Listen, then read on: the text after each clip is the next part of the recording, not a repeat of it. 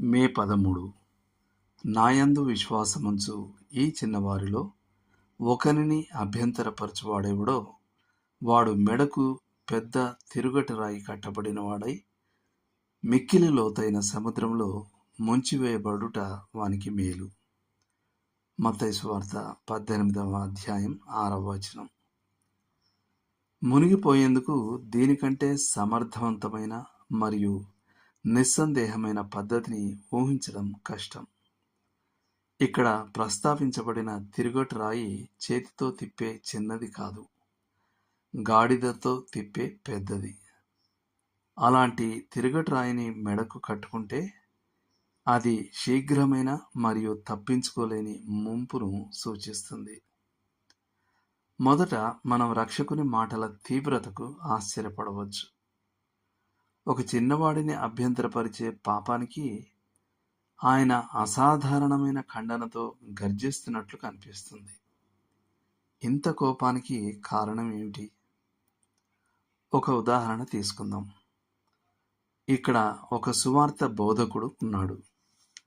అతని వద్దకు నిరంతరం సలహా కోసం ప్రజలు వస్తుంటారు. వారిలో లైంగిక పాపానికి బానిసైన ఒక యువకుడున్నాడు. ఈ యువకుడికి సహాయం అత్యవసరం. అతను లేదా ఆమె బోధకుడిని నమ్మదగిన వ్యక్తిగా, విముక్తి మార్గాన్ని కనుగొనడానికి సహాయపడే వ్యక్తిగా చూస్తాడు. కానీ దానికి బదులుగా బోధకుడు తనలో మోహాగ్ని రగులుకోవడం చూసి అనుచితమైన చర్యలకు పాల్పడతాడు మరియు త్వరలో తన సలహా కోసం వచ్చిన వారిని తిరిగి అనైతికతలోకి దారితీయిస్తాడు. నమ్మకాన్ని ఈ విధంగా మోసం చేసినందుకు ఆ యువకుడు పూర్తిగా కృంగిపోతాడు మరియు మతపరమైన ప్రపంచం పట్ల పూర్తిగా భ్రాంతి చెందుతాడు. అతని ఆధ్యాత్మిక జీవితం అంతా కుంటుపడవచ్చు. లేదా అభ్యంతరపరిచేవాడు తన విద్యార్థులలో ఉన్న ఏ విశ్వాసాన్నైనా దోచుకోవడానికి అలసిపోకుండా ప్రయత్నించే ఓ కళాశాల పండితుడు కావచ్చు. సందేహాలను మరియు నిరాకరణలను విత్తడం ద్వారా అతడు లేఖనాల అధికారాన్ని దెబ్బతీస్తాడు మరియు మన ప్రభువు వ్యక్తిత్వాన్ని దాడి చేస్తాడు. లేదా మళ్ళీ ఒక క్రైస్తవుడి ప్రవర్తన ఒక యువ విశ్వాసిని అభ్యంతరపరచవచ్చు.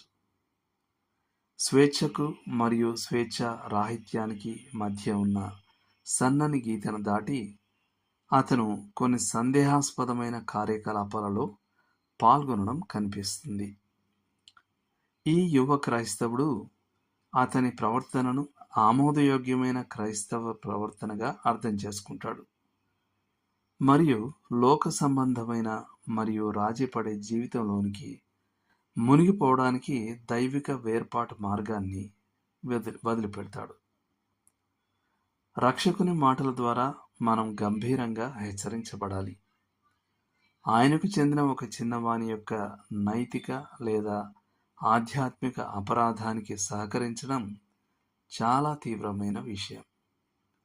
ఆయనకు చెందిన చిన్నవారిలో ఒకరిని పాపాలలో పడవేయుటకు కారణమై అవమానం మరియు పశ్చాత్తాపం అనే సముద్రంలో మునిగిపోవడం కంటే అక్షరార్థంగా నీటిలో మునిగిపోవడమే మేలు. ఆమేన్.